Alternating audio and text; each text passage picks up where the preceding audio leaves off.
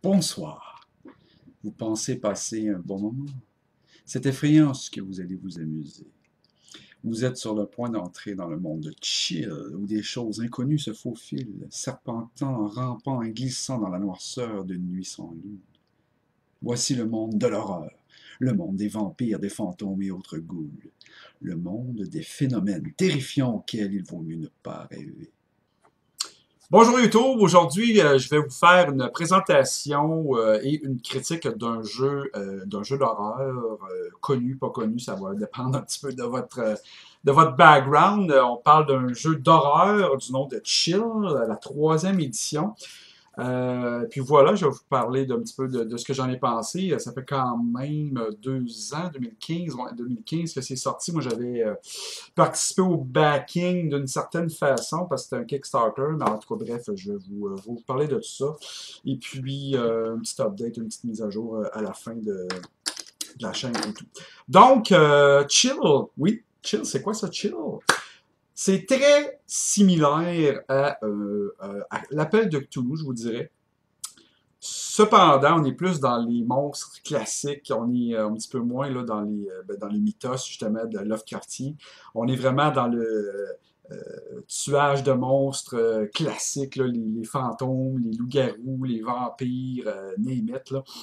Euh, donc, c'est un jeu à l'époque qui est sorti la première édition en 1984.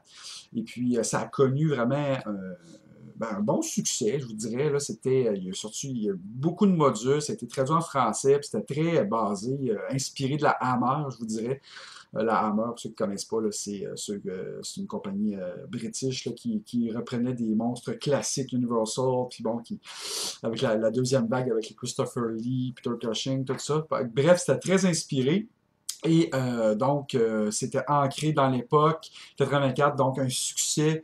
Moi, je n'ai jamais joué. Honnêtement, là, je l'ai découvert beaucoup plus tard, là, dans les années 90. Il y a eu un revival parce qu'évidemment, comme, comme les jeux de l'époque, là, à part les gros, les majors, là, beaucoup pas faisaient faillite, mais disparaissaient des tablettes finalement. Et donc, dans les années 90, il y a Mayfair Game qui l'a relancé. Encore une fois, ils ont eu quelques modules. Là, assez pour avoir un genre de petit fanbase, mais rien à voir avec justement l'appel de Cthulhu ou Vampire ou d'autres jeux d'horreur du type. Et étrangement, bon, ça a disparu pendant peut-être quoi, 15 ans facilement. La licence de Chill a disparu. Et qui avait la licence de ça? C'est un Québécois de la ville de Québec, Martin Caron. Puis moi comment j'ai redécouvert ça, c'est j'écoutais un podcast, ça doit être en 2014, je pense, un podcast de Québec. Et puis, il l'avait en entrevue, puis il parlait un petit peu de son revival, que un auteur américain voulait relancer Chill. Et puis, il avait fait des recherches pour trouver qui avait les droits, puis il était tombé sur Martin Caron. Fait que les deux se sont mis ensemble pour bref, se sont entendus puis disaient, bon, on va sortir une troisième édition. Donc, ils ont lancé un Kickstarter que j'avais backé, mais très peu. Là. Mon nom est à la fin, mais j'avais pas payé pour la version physique, là, parce que j'étais pas certain si ça allait être livré et tout. Tu sais, des fois, là, j'ai eu des mauvaises expériences avec Kickstarter où j'ai toujours eu mes produits, mais il y en a que j'ai dû attendre au-delà de 2 ans à m'emmener. C'est un petit peu trop. Là. En tout cas, bref, fait que j'avais entendu ça, fait que, ok, je gardais un œil là-dessus, je recevais des emails, mais bon, ça s'est comme mis dans le tiroir de l'oubli, si on peut dire, et à un moment donné, je suis retombé sur une copie physique, là, j'étais dans une boutique là, à Québec il y a quelques mois, et puis, il me dit, ah oui, c'est vrai, chill, il est sorti finalement, puis après ça, après avoir fait des recherches, ils ont fait comme 2 autres Kickstarter, donc en 2016 et en 2016, un pour dans le fond, il y a juste 3 livres. Là. Il y a le livre de base, que j'ai acheté 2 copies. En passant, je vais vous présenter les règles, c'est quoi Chill, plus en détail. Là. Je fais plus un overview là, de la licence. Là. Donc, il y a le livre de base. Il y a un autre supplément qui est Save, l'organisation qui est alentour de Chill. Donc, c'est un livre historique avec quelques cases qui appellent des mini-aventures. C'est pas vraiment des aventures, c'est des cases, quelques personnages. Et finalement, que je pense qui est le plus essentiel, qui n'est pas encore sorti, en fait, qui a été kickstarté l'été passé et qui est supposé de sortir dans les prochaines semaines, ou du moins en PDF, c'est les créatures. parce que vous allez voir que c'est un jeu basé, l'importance des créatures, tout tourne autour des créatures dans ce jeu-là. Et dans le livre de base, il y en a quelques-unes, mais pas assez à mon avis. Il n'est pas assez étoffé. Donc, bref, il y a seulement 3 livres. Ils ont un screen, mais le screen, il est seulement un écran du maître, pardon. Il y a un screen, mais il est seulement disponible en ligne. Et puis, je suis allé voir. Puis, le screen n'est pas si cher, mais le shipping était prohibitif, une affaire, en tout cas pour le Québec, c'était comme genre 40 $, ou en tout cas bref, ça revient à 60$ pour avoir un screen, là, juste un screen, là, rien d'autre, là, donc je considère qu'ils ont seulement 3 produits. Il faut savoir que c'est, moi je considère ça de l'indépendant. Oui, Chill c'est connu, tu sais, la plupart des rôlistes ont une historique avec Chill puis tout, mais maintenant il faut voir ça comme un jeu indépendant, une compagnie indépendante, minuscule, c'est tout petit, là, c'est géré par deux dudes qui font affaire probablement avec quelques artistes ici et là pour avoir quelques images, parce que ça va faire partie de ma critique du bouquin aussi. Vous allez voir, l'art, il n'y en a pas beaucoup. Souvent, c'est des photos retouchées. Il y a quelques images qui sont bien, mais quand même, on voit le manque de budget comparé à une autre compagnie, là, mais ceci dit, c'est plus ou moins important.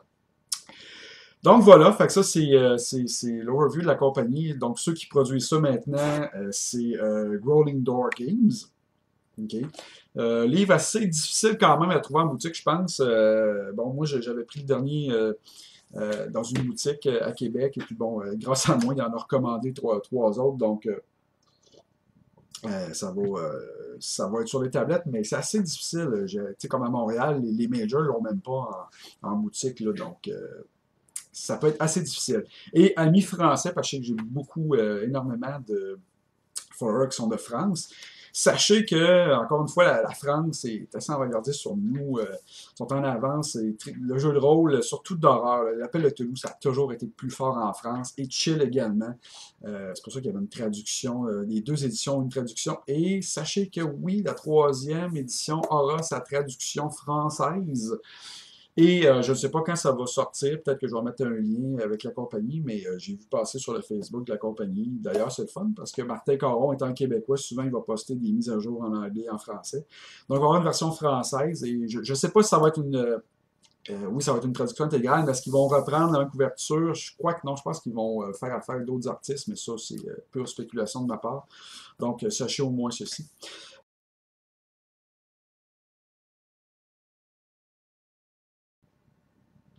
Donc, dans Chill, vous faites partie d'une organisation, OK, qui en anglais c'est Save, S.A.V.E, puis en français c'est Sauve, mais Save, dans le fond, c'est des lettres pour du latin, là, je me souviens plus, je me l'écris quelque part, le Societas, ça du temps, je me souviens plus, en tout cas, bref, c'est du latin pour dire la Société éternelle de la Voix blanche, OK?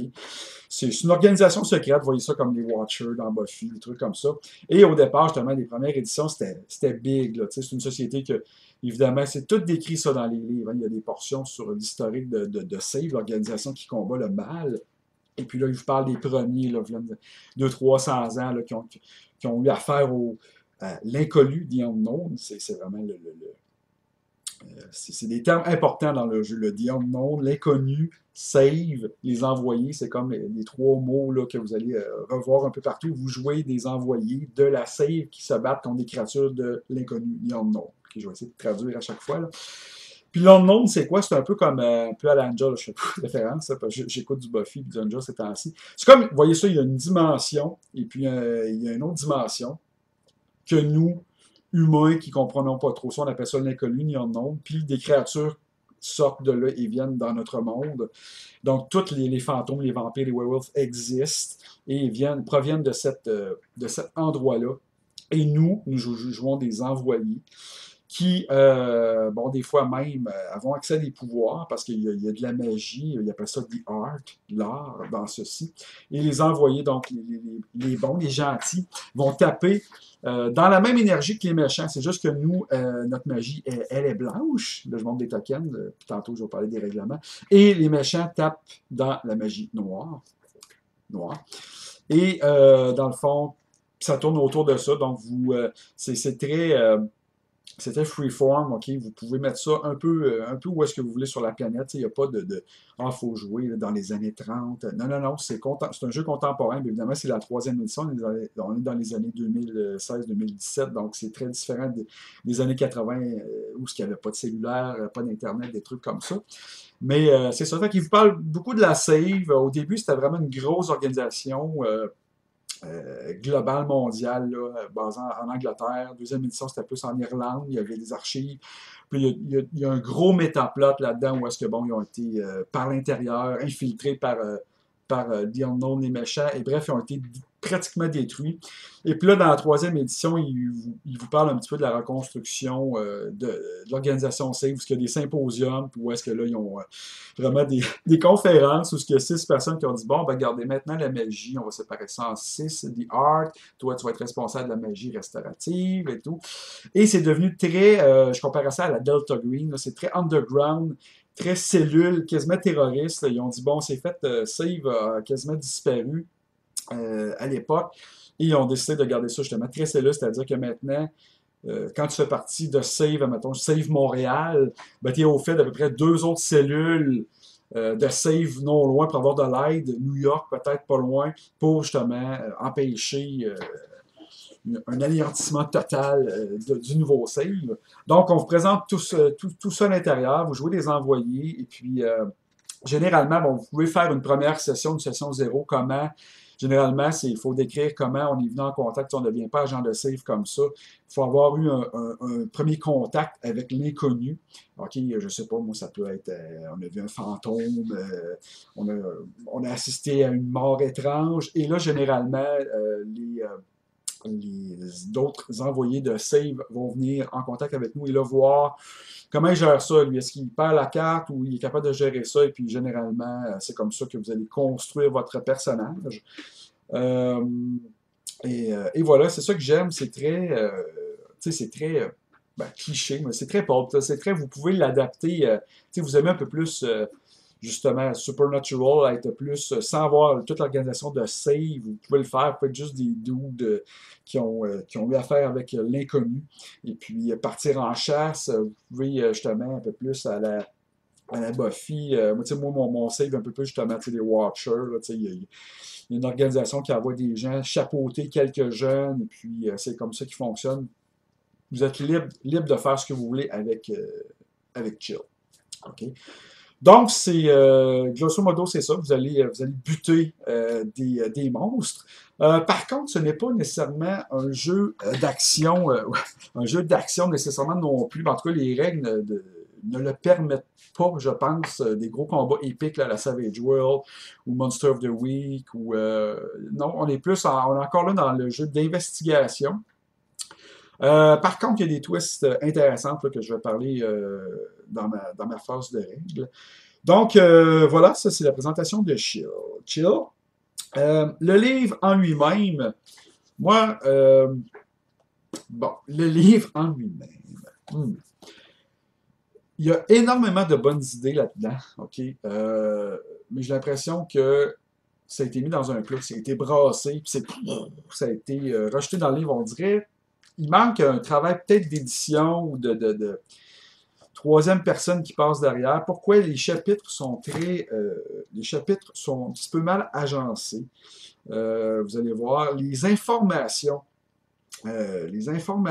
sont difficiles à trouver, les informations pertinentes, OK? Parce qu'il y a beaucoup de trucs, c'est bien écrit, tu sais, puis c'est sur forme de chapitre, mais il y a des affaires qui sont super importantes dans le gameplay, dans le jeu, qui, ben, tu t'en rends compte quand tu joues finalement, qui sont justement dans des paragraphes pas en gras ou pas dans des tableaux par rapport au combat, des trucs comme ça, ce qui fait en sorte que il est beaucoup moins intuitif que d'autres jeux. Tu sais, souvent, quand tu es un rôliste, tu n'as pas besoin de te taper le livre au complet. Tu y vas en diagonale, tu lis les résumés, le screen, puis ça va. Lui, il y a certains trucs qu'il a fallu que je relise, puis là, tu arrives en jeu, ah, c'est où? Puis là, tu essaies de le trouver, puis c'est à ce niveau-là que je pense qu'il manque une espèce de travail d'édition, ou peut-être, je sais pas,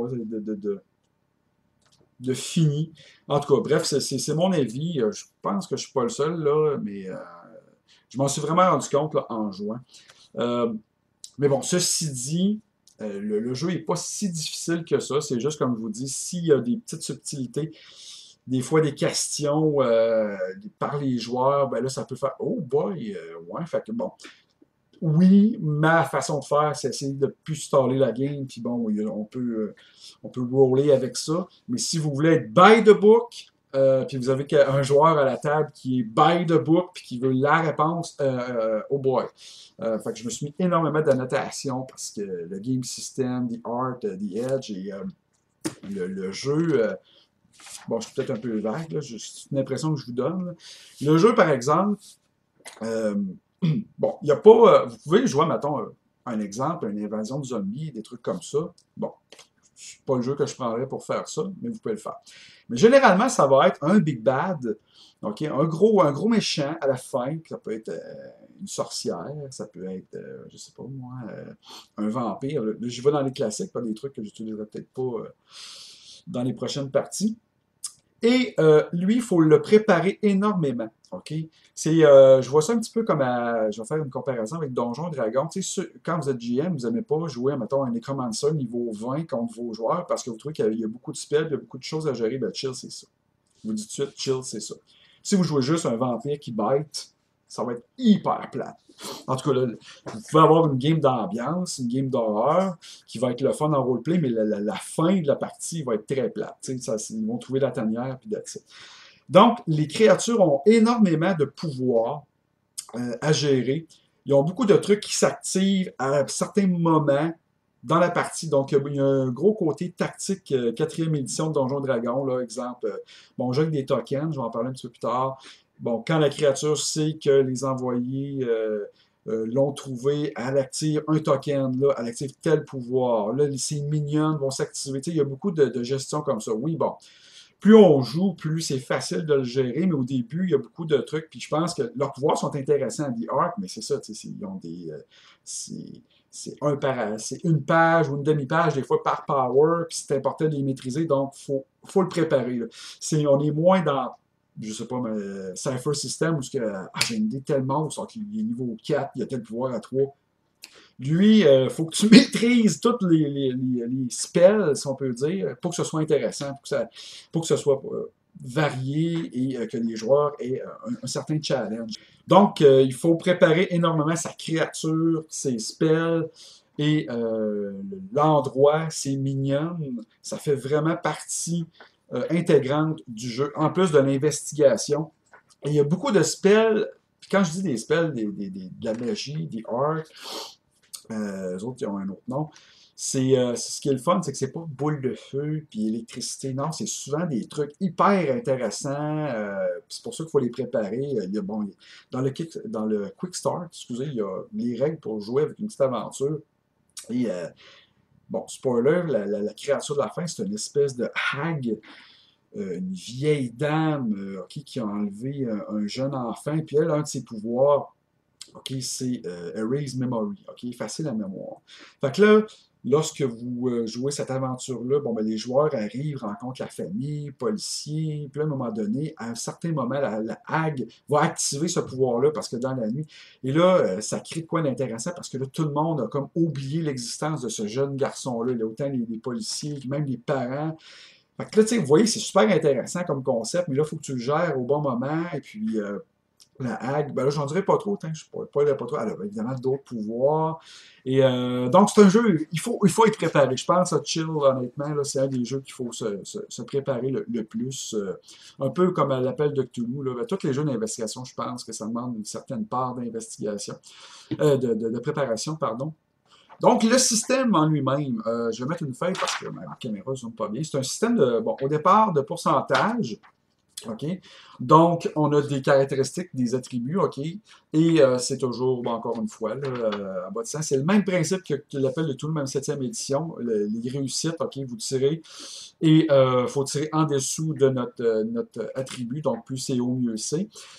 Puis comme à l'appel de Cthulhu, si vous lancez en dessous de la moitié, c'est un meilleur succès. Et dans ce jeu-là, petite particularité, si vous tirez un jet vous lancez 2 des 10 pour les pourcentages, et si vous tirez 2 chiffres pareil. Ben, si vous manquez, c'est un botch. Fait que c'est vraiment un échec critique. Et si vous réussissez en bas, donc, je sais pas, vous avez 80 d'agilité et vous lancez 22, et c'est un succès monumental. Donc, il arrive plein de trucs. OK, donc, c'est très similaire à l'appel de Cthulhu. À côté, il y a des skills. OK, il y a beaucoup moins de talents que d'autres jeux. Les talents se résument ici. Bon, je vais mettre encore une fois une feuille, peut-être plus simple, qui sont des dérivés des attributs. Et à côté, vous avez des spécialisations qui sont basées sur les skills, les talents à côté. OK? Bon, fait à noter, il y a tout le temps des lettres là, à côté, là, E, B. Au début, je me demandais c'était quoi ça. Puis il a fallu justement, tout à l'heure, lorsque je parlais des informations qui sont dans le texte et non un beau tableau. Bon, évidemment, maintenant, je sais ce que ça veut dire. B, c'est pour basic. E, expert, maître. Vous êtes un maître dans les spécialisations. Mais quand même, donc c'est ça. Fait que si vous avez une spécialisation dans un talent, ben, vous allez lancer à ce moment-là votre valeur de spécialisation. Lorsqu'on montre un personnage, il y a trois façons. Vous pouvez prendre, il y a beaucoup de personnages pré-tirés dans le livre de base. Je pense qu'il y en a une vingtaine de tout acabit.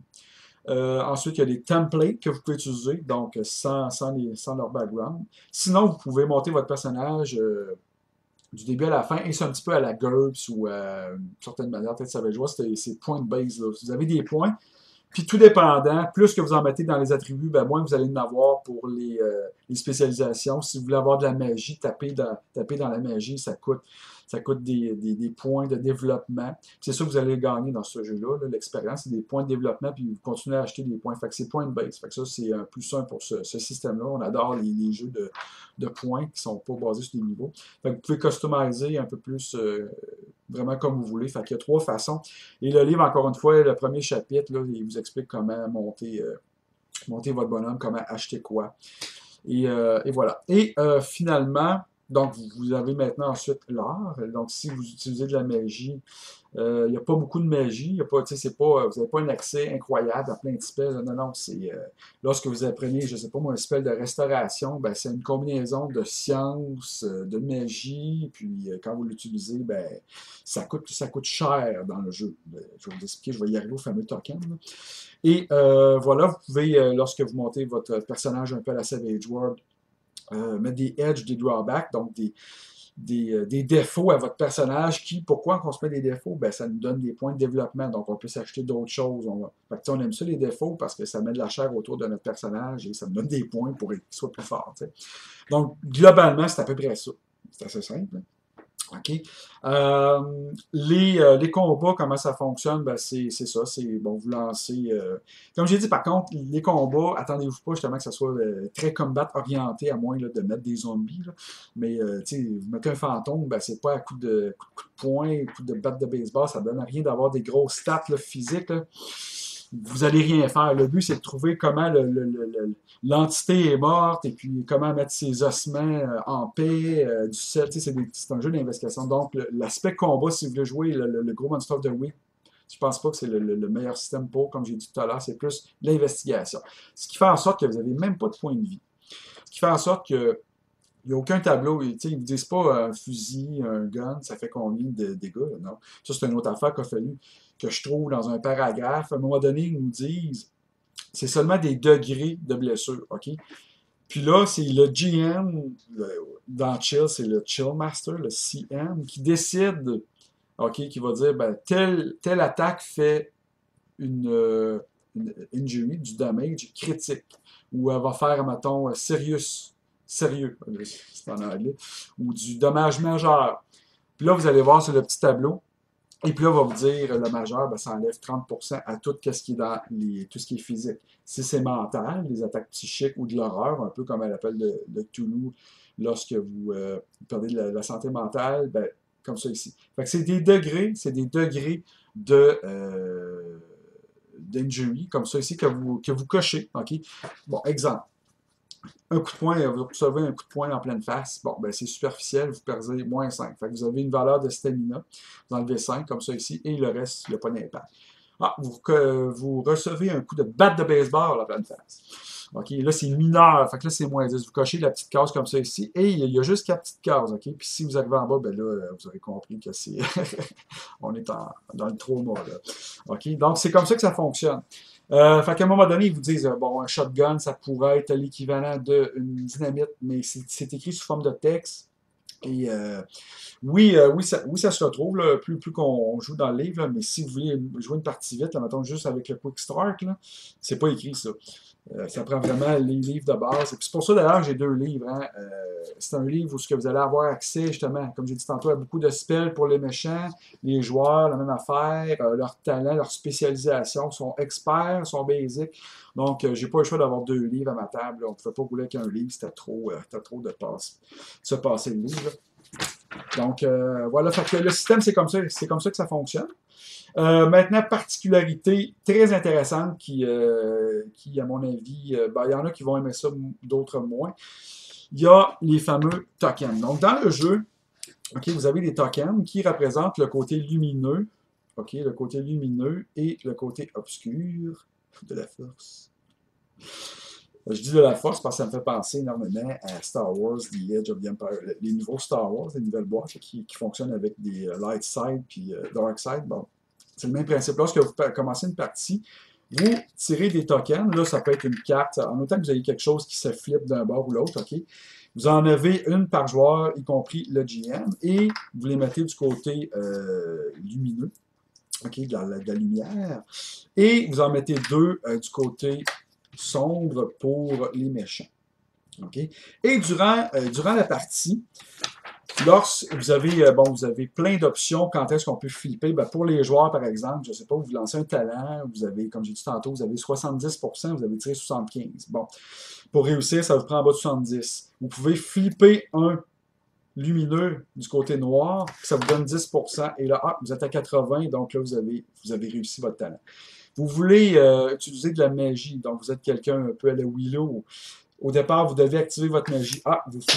Vous flippez votre coin, toujours du côté. Et là, vous aurez compris que c'est un jeu qui joue des 2 côtés. Même affaire pour le Chill Master. Il va flipper du Dark Side. Voyons, je suis en mode Star Wars. Il va flipper son token, OK, du côté lumineux pour vous. Et là, dans le fond, vu comme ça, quand c'est expliqué comme ça, c'est quelque chose que, bon, j'en parlais de mes joueurs, puis lui, il dit, oh, hey, OK, c'est très mécanique, ouais, puis on voit ça souvent maintenant de plus en plus, ces côtés des PowerPoint, des trucs comme ça. Mais je trouve que dans le jeu, ça amène quand même un côté stressant, surtout quand que le Chill Master les utilise, parce que tantôt, j'expliquais, les spells sont compliqués, puis oui, tu sais, des fois, il y a des spells où on vous dit, bon, lorsque vous approchez à telle distance d'une créature, elle sent les envoyer, oh, fait que là, vous flippez un coin, fait que là, eux autres sont là, oh, il y a quelque chose qui se passe ici, tu sais, c'est sûr que faut la jouer avec du timing, c'est sûr que si vous mettez ça dès le départ, ben ça spoil, bon, ils ont détecté la créature, d'ailleurs, chacun des envoyés ont une valeur, OK, qui est sensing the unknown, sentir l'inconnu. Okay? Ce qui fait que dès que vous avez eu un contact avec l'inconnu, maintenant vous êtes capable de le sentir. Bon, c'est pas une grosse valeur, mais le Chill Master va vous donner des bonus. Fait que maintenant vous avez 15, je peux donner un bonus de 20. Là, c'est vraiment les poils dans le dos qui se dressent. Là, où vous sentez qu'il y a une entité ici.